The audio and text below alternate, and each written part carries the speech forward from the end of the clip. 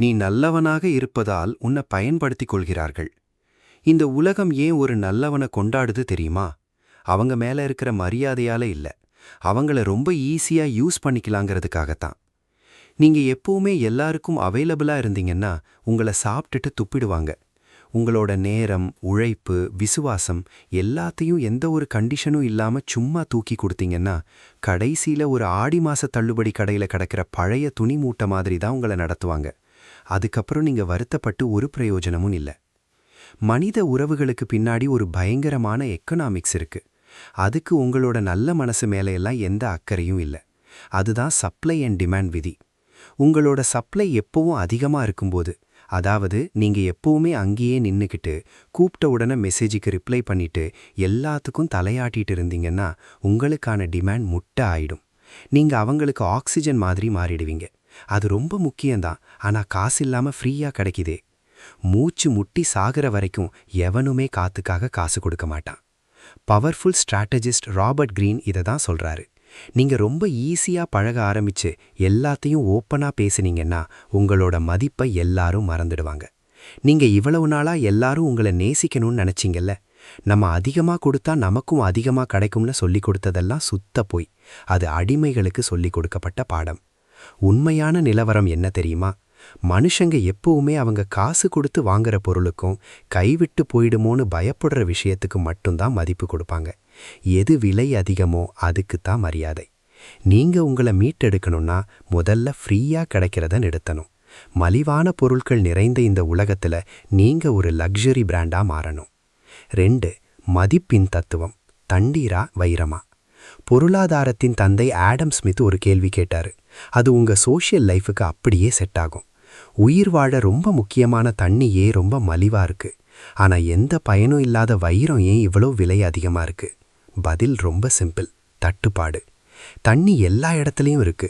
வானத்திலிருந்து கொட்டுது, ஆத்துல ஓடுது. அது தாராளமா கிடைக்கிறதுனால யாரும் அதை மதிக்கிறதில்ல. கை கழுவுறோம், டாய்லெட்ல ஊத்துறோம், வீணாக்குறோம். ஆனா வைரம் அது ரொம்ப அபூர்வம். அதை தேடி எடுக்க எவ்வளவோ உழைப்பும் வலியும் வேணும். அது கஷ்டப்பட்டு கிடைக்கிறதுனால தான் எல்லாரும் அதை ஆசையா பார்க்குறாங்க. அதை அடைய உயிரையே கொடுக்குறாங்க. இப்போ உங்க வாழ்க்கைய பாருங்க. நீங்க தண்ணீரா இல்ல வைரமா? அந்த ரொம்ப நல்ல பையன், எல்லாத்துக்கும் எஸ் சொல்றவன், எப்பவும் நம்பகமான நண்பன், இவங்க எல்லாரும் தண்ணி மாதிரி. மற்றவங்களோட வாழ்க்கைக்கு இவங்க தேவைதான். தங்களோட குறைகளை கொட்ட, கஷ்டமான வேலைகளை செய்ய, அவங்க ஈகோவை திருப்திப்படுத்த இவங்க வேணும். ஆனா இவங்க ஃப்ரீயா ஓடிக்கிட்டே இருக்கிறதுனால எல்லாரும் இவங்கள ஃப்ளஷ் பண்ணிட்டு போயிட்டே இருப்பாங்க. அவங்க உங்ககிட்ட சொன்ன பிளானை கடைசி நிமிஷத்துல கேன்சல் பண்ணுவாங்க. ஏன்னா நீங்க கோவிச்சுக்க மாட்டீங்கன்னு அவங்களுக்கு தெரியும். வேலைக்கு குறைவா சம்பளம் தருவாங்க, ஏன்னா நீங்க சண்டை போட மாட்டீங்கன்னு தெரியும். அவங்களோட எமோஷனல் குப்பைகளை உங்ககிட்ட கொட்டுவாங்க, ஏன்னா நீங்க ஒரு ஓப்பன் டஸ்ட்பின். நீங்க என்ன நினைச்சுக்கிட்டு இருக்கீங்க? நாம ரொம்ப நல்லவன்னு. ஆனா நிஜத்துல நீங்க உங்களோட சப்ளையை அதிகமாக்கி உங்களையே மலிவாக்கிட்டீங்க. 3. எப்படி காஸ்ட்லி ஆகிறது? நீங்க ஒரு வைரம் போல விலை உயர்ந்ததாக மாறணும்னா உங்களோட எனர்ஜிக்கு தகுதி இல்லாதவங்களுக்கு நீங்க நாட் அவைலபிள் ஆகணும். இது கொஞ்சம் கஷ்டமான முடிவு தான். எல்லாரும் உடனே நம்மளை பாராட்டணுங்கிற ஆசையை மனசுக்குள்ள முதல்ல கொள்ளணும். உங்களை எல்லாரும் அகம் ரூகல்ஸ், திமிடிச்சவன், தள்ளி நிற்கிறவன்னு சொன்னாலும் அதை தாங்கிக்க ரெடியா இருக்கணும். சமூகவியலாளர் தோர்ஸ்டெயின் வெப்லன் ஒன்று சொல்றாரு: ஒருத்தனோட அந்தஸ்து அவன் என்ன செய்யறாங்கிறதுல இல்ல, அவனால மற்றவங்களோட அப்ரூவலை எந்த அளவுக்கு தூக்கி போட முடியுதுங்கிறதுல தான் இருக்கு. நீங்க காஸ்ட்லி ஆகும்போது மற்றவங்களுக்கு நீங்க என்ன மெசேஜ் கொடுக்குறீங்க தெரியுமா? உங்களோட பாராட்டும் அங்கீகாரமும் எனக்கு தேவையில்லை, அதை தூக்கி போட எனக்கு தகுதி இருக்கு. நீங்க ஒன்றும் ப்ரீ கூப்பன் இல்ல. உயிர் வாழ்றதுக்கு மற்றவனோட அப்ரூவல் உங்களுக்கு தேவையில்லை. உங்க பாராட்டு எனக்கு முக்கியம் இல்லைன்னு நீங்க காட்டும்போதே உங்க அந்தஸ்து தானா உயர்ந்துடும். இன்னைக்கே ஒரு சின்ன ஆடிட் பண்ணுங்க. நீங்க மற்றவங்களுக்கு எந்த அளவுக்கு கிடைக்கிறீங்கன்னு செக் பண்ணுங்க. ஒரு மெசேஜ் வந்தா எவ்வளோ வேகமா ரிப்ளை பண்றீங்க? உங்களுக்கு பிடிக்காத விஷயங்களுக்கு எத்தனை தடவை சரின்னு சொல்லியிருக்கீங்க? உங்களை பத்தி ஒரு வார்த்தை கூட கேட்காத மனுஷங்க பேசுறத எவ்வளோ நேரம் சும்மா உட்காந்து கேட்டுட்டு இருக்கீங்க? யோசிச்சு பாருங்க. நீங்க பண்ற ஒவ்வொரு இன்ஸ்டன்ட் ரிப்ளையும் நீங்க மற்றவங்களுக்கு தூக்கி கொடுக்கிற ப்ரீ கூப்பன் மாதிரி. நீங்க சொல்ற ஒவ்வொரு அதற்கென்ன, பரவாயில்ல, பண்ணிடுவோம் என்பதும் நீங்க தர்ற டிஸ்கவுண்ட் கோட் மாதிரி. முதல்ல இதை நிறுத்துங்க. ஒரு வறட்சியை உருவாக்குங்க. அவங்க கொஞ்சம் தாகத்துல தவிக்கட்டும். உங்களோட சப்ளையை நீங்க கட் பண்ணும்போது தான் அவங்களுக்கு உங்க அருமை புரியும். பைப்ல தண்ணி வர்றது நின்னு போனா யாரும் சும்மா இருக்க மாட்டாங்க, பதறி போவாங்க. பைப்லைனை செக் பண்ணுவாங்க, கம்பெனிக்கு ஃபோன் பண்ணுவாங்க. அந்த தண்ணி மறுபடியும் கிடைக்க எவ்வளோ வேணாலும் காசு கொடுக்க ரெடி ஆவாங்க. அந்த வறட்சியா நீங்க மாறுங்க. 4. வெல்வெட் கயிறும் வால்மார்ட்டும். ஒரு காஸ்ட்லியான நைட் கிளப் இல்லனா ஹெர்ம்ஸ் மாதிரி ஒரு லக்ஸுரி ஷோரூம் வெளியே போய் நின்னு பாருங்க. அங்க என்ன இருக்கும்? ஒரு பெரிய கியூ இருக்கும், வாசல்ல பவுன்சர் இருப்பாரு, கதவு பூட்டி இருக்கும், ஏகப்பட்ட கட்டுப்பாடுகள் இருக்கும். அப்படியே ஒரு சூப்பர் மார்க்கெட் வெளியே போய் பாருங்க. நீங்க போன உடனே கதவு தானா திறக்கும், பிரகாசமான லைட் எரியும், யார் வேணாலும் உள்ள போலாம். இப்ப சொல்லுங்க, இதுல எதுக்கு நீங்க மரியாதை கொடுப்பீங்க? எதுக்கு நல்லா ட்ரெஸ் பண்ணிட்டு போவீங்க? மனுஷங்க நமக்கு கிடைக்க கஷ்டப்படுற விஷயத்தை தான் மதிப்பாங்க. இதுக்கு பேரு தான் எஃபர்ட் ஜஸ்டிஃபிகேஷன். ஒரு விஷயம் கஷ்டப்பட்டு கிடைச்சா அப்போ இது ரொம்ப பெருசு போலன்னு நம்ம மூளை நினைச்சுக்கும். ரொம்ப ஈஸியா கிடைச்சா சீப்னு முடிவு பண்ணிடும். நீங்க இவ்வளவு நாளா ஆட்டோமேட்டிக் கதவு வச்ச சூப்பர் மார்க்கெட் மாதிரி வாழ்ந்துட்டீங்க. யார் வேணாலும் உங்க மனசுக்குள்ள வரலாம், யார் வேணாலும் உங்க டைம்குள்ள நுழையலாம். நீங்க ஒன்னும் வால்மார்ட் கிடையாது. உங்க வாசல்லையும் ஒரு வெல்வெட் கயிறை கட்டுங்க, உள்ள வர்றத கஷ்டமாக்குங்க. உங்களை நெருங்குறத கொஞ்சம் கஷ்டமா மாத்துனீங்கன்னா தகுதி இல்லாத சீப்பான ஆளுங்க தானா ஃபில்டர் ஆகி ஓடிடுவாங்க. ஆனா தகுதியான ஆளுங்க அந்த தடையை தாண்டியும் உங்ககிட்ட வருவாங்க. 5. இதை எப்படி லைஃப்ல அப்ளை பண்றது? வழி 1. நோ தான் என்னோட டிஃபால்ட். நிறைய பேரோட மைண்ட் செட் எப்படின்னா, வேணான்னு சொல்ல காரணம் இல்லைன்னா சரி சொல்லிடுவோம். ஆனா இனிமே உங்க மைண்ட் செட் எப்படி இருக்கணும்னா, எனக்கு ஸ்ட்ராங்கான காரணம் இருந்தா மட்டும்தான் சரி சொல்லுவேன், மத்தபடி நோ தான். யாராவது ஒரு ஹெல்ப்போ மீட்டிங்கோ கேட்டா முதல்ல அமைதியா இருங்க, அப்புறம் பார்க்கலான்னு சொல்லுங்க. அது உங்களோட லட்சியத்துக்கு செட் ஆனா மட்டும்தான் கடைசியில சரின்னு சொல்லணும். இந்த தாமதம் திமிர் கிடையாது, உங்களை நீங்களே செதுக்கிக்கிற முறை. உங்க நேரம் எவ்வளவு முக்கியமானதுன்னு மத்தவங்களுக்கு சொல்ற சிக்னல் இது. வழி 2. உள்ள வர்றதுக்கு முன்னாடி டெஸ்ட் வைங்க. உங்களுடைய நெருங்கிய வட்டாரத்துக்குள்ள யாரையும் சும்மா சேர்க்காதீங்க. புதுசா ஒருத்தர் உங்க ஃப்ரெண்ட் ஆகணும்னு வந்தா சும்மா வந்து நிக்கிறாருன்னு சேர்த்துக்காதீங்க. கவனிங்க, சின்ன சின்ன விஷயத்துல அவங்க விசுவாசத்தை சோதிச்சு பாருங்க. மத்தவங்கள பத்தி உங்ககிட்ட தப்பா பேசுறாங்களா? அப்போ உங்களை பத்தியும் மத்தவங்க கிட்ட தப்பா பேசுவாங்க. வெல்வெட் கயிறை அவுக்காதீங்க, தள்ளியே வைங்க. ஒரு பிசினஸ் கஸ்டமரே உங்ககிட்ட வராருன்னா காசு தராருன்னு உடனே ஓகே சொல்லாதீங்க. அவங்கள ஒரு ஃபார்ம் ஃபில் பண்ண சொல்லுங்க, ஒரு வாரம் வெயிட் பண்ண வைங்க. 6. முடிவு. பேராசைக்காரர்களை விரட்டுங்கள். இப்படி பண்ணா பிசினஸ் போயிடும், ஃப்ரெண்ட்ஸ் போயிடுவாங்கன்னு பயப்படுறீங்களா? போகட்டும். சீப்பான ஆளுங்களும் உங்களை உறிஞ்சி குடிக்கணும்னு நினைக்கிற ஒட்டுண்ணிகளும் உங்களை விட்டு ஓடிடுவாங்க. ஆனா ஆட்டத்தின் விதியை தெரிஞ்ச தகுதியான மனிதர்கள் உங்களுடைய இந்த தடையை மதிப்பார்கள். இவன் இதை இவ்வளவு ஸ்ட்ராங்கா பாதுகாக்கிறான்னா அப்போ இவன்கிட்ட ஏதோ ஒரு பெரிய விஷயம் இருக்குன்னு நினைப்பாங்க. ராபர்ட் கிரீன் இதைத்தான் திரும்ப திரும்ப சொல்றாரு. பொறுமையா இருங்க, நிதானமா நம்புங்க. எல்லாரும் கொஞ்சம் கியூல நிக்கட்டும். அவங்களுக்கு உங்களை அடைய முடியுமா முடியாதாங்கிற அந்த தவிப்பு இருக்கணும். இவன் நமக்கு கிடைப்பானாங்கிற அந்த சந்தேகம்தான் அவங்கள உங்க மேல அதிக மதிப்பு வைக்க தூண்டும். எடுத்த உடனே எஸ் சொல்லிட்டீங்கன்னா அங்க மதிப்பே இருக்காது. 6. மௌனத்தின் talks, the talks of silence. உங்ககிட்ட இருக்கிற தகவல் தான் உங்க சொத்து, உங்க பவர். மத்த எல்லா கரன்சி மாதிரியும் தான் இதுவும். அளவுக்கு அதிகமா புழங்குனா இதோட மதிப்பு குறைஞ்சிடும். நீங்க எவ்வளவு அதிகமா பேசுறீங்களோ அவ்வளவு உங்களோட வார்த்தைகளோட விலை குறையும். இந்த மலிவான மனுஷங்க எப்படின்னா ஒரு திறந்த புத்தகம் மாதிரி. ஃபர்ஸ்ட் டேட்லயே அவங்க மொத்த கதையையும் கொட்டிடுவாங்க. ஆஃபீஸ்ல எல்லா ஸ்ட்ராட்டஜியையும் மத்தவங்க கிட்ட உளறிடுவாங்க. சோஷியல் மீடியாவில் அவங்க போடுற ஒவ்வொரு மூவ்மெண்ட்டையும் லைவ் பிராட்காஸ்ட் பண்ணுவாங்க. இதனால அவங்க மார்க்கெட்ல தங்களை பத்தின டேட்டாவை வாரி இறைச்சு தங்களோட மதிப்பையே கம்மி பண்ணிக்கிறாங்க. எல்லாத்தையும் எல்லாரும் தெரிஞ்சு வச்சிருக்கிறதால அவங்க கிட்ட ஒரு மர்மமும் இருக்காது, பவரும் இருக்காது. நீங்க காஸ்ட்லி ஆகணும்னா ஒரு ஸ்ட்ராங் லாக்கர் மாதிரி மாறணும். உங்களை பத்தின தகவல்களுக்கு மத்தவங்க கிட்ட டாக்ஸ் வசூலிக்கணும். ராபர்ட் கிரீன் இதைத்தான் சொல்றாரு. நீங்க வெளியே பார்க்க எப்படி இருக்கீங்கன்னு தான் இந்த உலகம் பார்க்கும். நிஜத்துல நீங்க யாருன்னு ரொம்ப சிலருக்கு தான் தெரியணும். அந்த உண்மையான உங்களை ஒரு கோட்டைக்குள்ள வச்சு பூட்டுங்க. இனிமேல் யார் கூட பேசினாலும் 80-20 ரூலை ஃபாலோ பண்ணுங்க. எதிர்கால ஆளை 80% பேச விடுங்க, நீங்க வெறும் 20% மட்டும் பேசுங்க. அதுவும் பேசும்போது விளக்கங்கள் கொடுக்காதீங்க, முடிவை மட்டும் சொல்லுங்க. உதாரணத்துக்கு, நான் வேற ஊருக்கு மாறுறேன், அவ்வளவுதான். அவங்க ஏன், எதுக்கு, புது வேலையான்னு கேட்டா ஒரு சின்ன சேஞ்ச், அம்புட்டு தான், ஃபுல் ஸ்டாப். அங்க ஜஸ்டிஃபிகேஷன் பண்ணிட்டு இருக்காதீங்க. ஏன்னா எக்ஸ்பிளனேஷன் கொடுக்கறவன் அடிமை, ஆர்டர் போடுறவன் தான் பாஸ். நீங்க விவரங்களை மறைக்கும்போது மத்தவங்க மூளை தானா யோசிக்க ஆரம்பிக்கும். இவன் பின்னாடி ஏதோ பெரிய மாஸ்டர் பிளான் இருக்குன்னு நினைப்பாங்க. உங்களை அவங்களால கண்டுபிடிக்க முடியாத ஒரு புதிரா மாத்துங்க. ஏன்னா மனுஷ மூளைக்கு எப்பவுமே விடை தெரியாத புதிர்கள் மேலதான் வெறி அதிகம். உங்க சோக கதையை சோஷியல் மீடியாவில் போஸ்ட் பண்றத முதல்ல நிறுத்துங்க. நீங்க அமைதியா இருக்கும்போது உங்க மதிப்பு ஏறும். எப்பயாவது பேசுற அந்த அமைதியான மனுஷன் பேசும்போது மொத்த ரூமும் சைலண்ட் ஆகும். எப்பவும் கத்துறவன் பேசும்போது எல்லாரும் ஃபோன் நோட ஆரம்பிச்சிடுவாங்க. உங்க வாய்ஸை விலை உயர்ந்ததா மாத்துங்க. 7. இமோஷனல் கெத்து, த பிரைஸ் ஆஃப் ஸ்டோயிசிசம். இப்போ இன்னும் கொஞ்சம் ஆழமா போவோம்.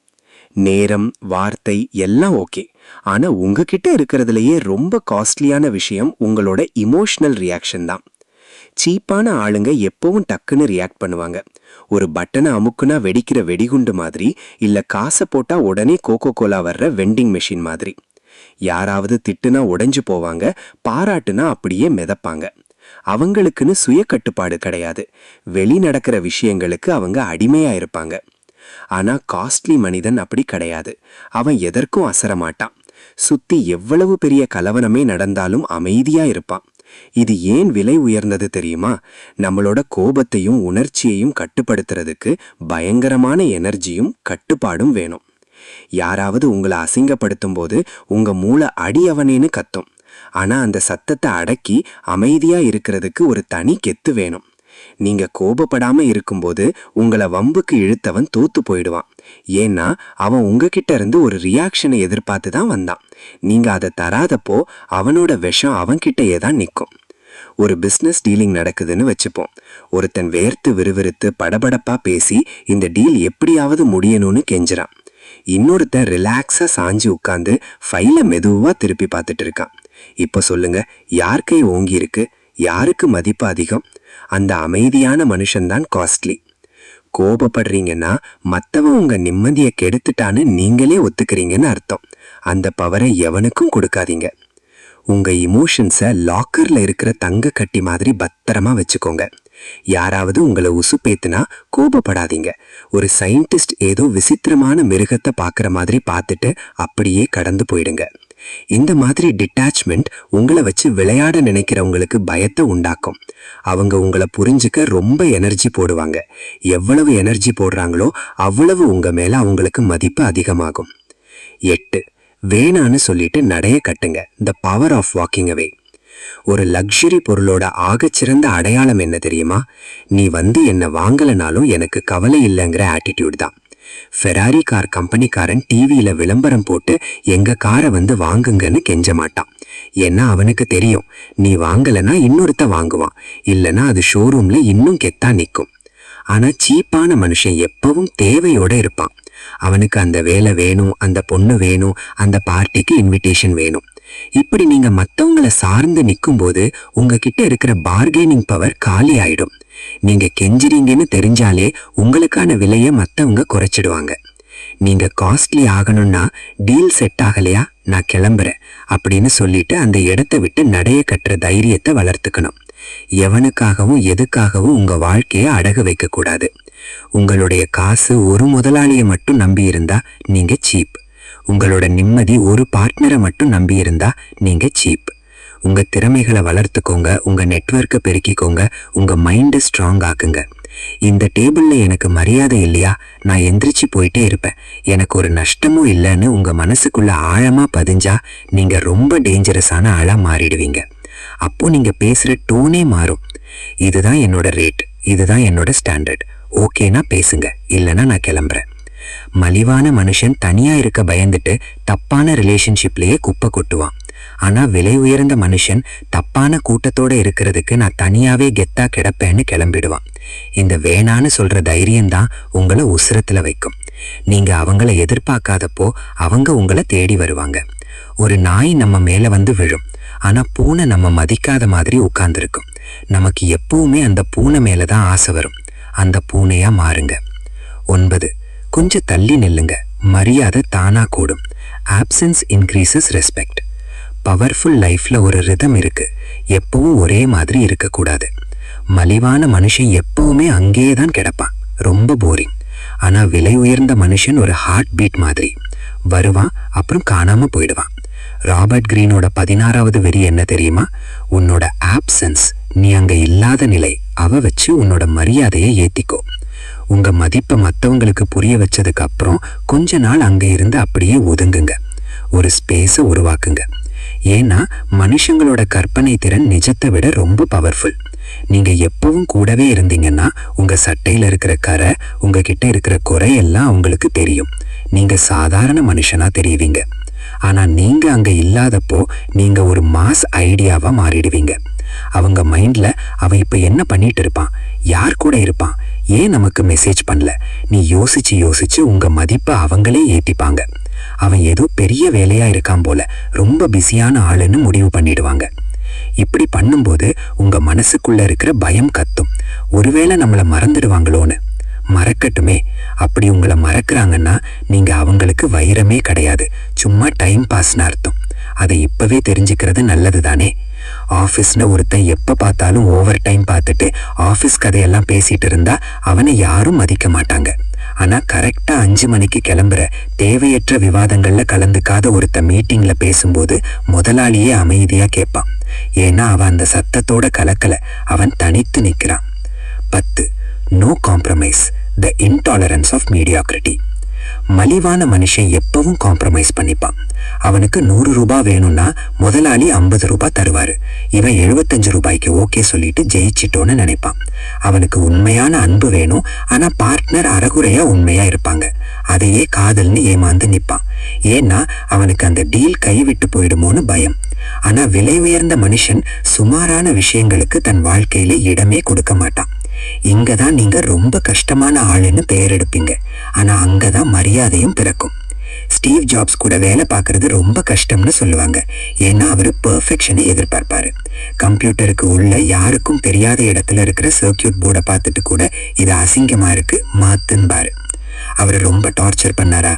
ஆமா. ஆனா அவரோட மைண்டுக்கு பிசினஸ் உலகத்துல எவ்வளவு மதிப்பு தெரியுமா? எல்லாரும் ஒரு பெர்ஃபெக்ஷனிஸ்ட் கூட வேலை பார்க்க தான் ஆசைப்படுவாங்க. ஏன்னா அவங்களோட ஸ்டாண்டர்ட் ரொம்ப ஹையா இருக்கும். நீங்க குப்பையை ஏத்திக்கிட்டீங்கன்னா நீங்க ஒரு குப்பை தொட்டி. நீங்க பெஸ்ட்டை மட்டும்தான் ஏத்திக்குவீங்கன்னா நீங்க ஒரு ராஜா. உங்களோட முக்கியமான கொள்கைகள்ல எப்பவும் காம்ப்ரமைஸ் பண்ணிக்காதீங்க. நான் வீக்கெண்ட்ல வேலை செய்ய மாட்டேன், என்னை மதிக்காதவங்களை நான் சகிச்சுக்க மாட்டேன், பொய் சொல்றவங்க கூட பழக மாட்டேன். இதெல்லாம் ரெக்வெஸ்ட் கிடையாது, இதெல்லாம் உங்க சட்டங்கள். நீங்க ஒரு கோடு கிழிச்சா மற்றவங்க அதை தாண்டி பார்ப்பாங்க. நீங்க நிஜமான ஆளான்னு செக் பண்ண. நீங்க அந்த கோட்ல ஸ்ட்ராங்கா நின்னுட்டீங்கன்னா மதிக்க ஆரம்பிப்பாங்க. கொஞ்சம் வளைஞ்சு கொடுத்தீங்கன்னா உங்களை மிதிச்சிட்டு போயிட்டே இருப்பாங்க. 11. முடிவுரை. உங்களை நீங்களே செதுக்குங்க. உங்களை நீங்களே மலிவா நடத்தினா மற்றவங்க எப்படி உங்களை மதிப்பாங்க? நீங்க குப்பை சாப்பாடு சாப்பிட்டு கண்ட கண்டென்ட்டை பார்த்துட்டு உடம்ப கெடுத்துட்டு இருந்தீங்கன்னா உங்க ஆளுமையே சீப் ஆயிடும். உங்க இன்டர்னல் சிஸ்டத்தை அப்டேட் பண்ணுங்க. நல்ல புத்தகங்களை படிங்க, ஒர்க் அவுட் பண்ணுங்க, நல்லா ட்ரெஸ் பண்ணுங்க, நறுக்குன்னு பேசுங்க. உங்களை ஒரு ஹை பெர்ஃபார்மன்ஸ் மெஷின் மாதிரி நடத்துங்க. நீங்க எப்படி நடத்துறீங்களோ அதை வச்சுதான் இந்த உலகம் உங்களை எப்படி நடத்தணும்னு கத்துக்கும். நான் ஒரு வேஸ்ட், என் லைஃப் ஒரு மெஸ், நீ உங்களை பத்தியே மொக்கையான ஜோக்ஸ் போடுறத முதல்ல நிறுத்துங்க. ஒரு ஃபெராரி கார் மேல யாராவது பெயிண்ட் வச்சு கிறுக்குவாங்களா? அப்புறம் ஏன் உங்க கேரக்டர் மேல நீங்களே அவதூறு செஞ்சுக்கிறீங்க? திமிர் வேற, கம்பீரம் வேற. திமிர் எப்பவும் கத்தும், ஆனா கம்பீரம் மௌனமா இருக்கும். இன்னைக்கு உங்ககிட்ட 2 சாய்ஸ் இருக்கு. பழையபடி ஃப்ரீயா கிடைக்கிற ஆளா வாழலாம். கதவு எப்பவும் ஓப்பனா இருக்கும், எல்லாத்துக்கும் எஸ் சொல்லலாம். எல்லாரும் உங்களை நல்லவன்னு சொல்லுவாங்க, ஆனா உங்களை யூஸ் பண்ணிட்டு மறந்துடுவாங்க. இல்லனா கடையை மூடுங்க, விலை பட்டியலை மாத்துங்க,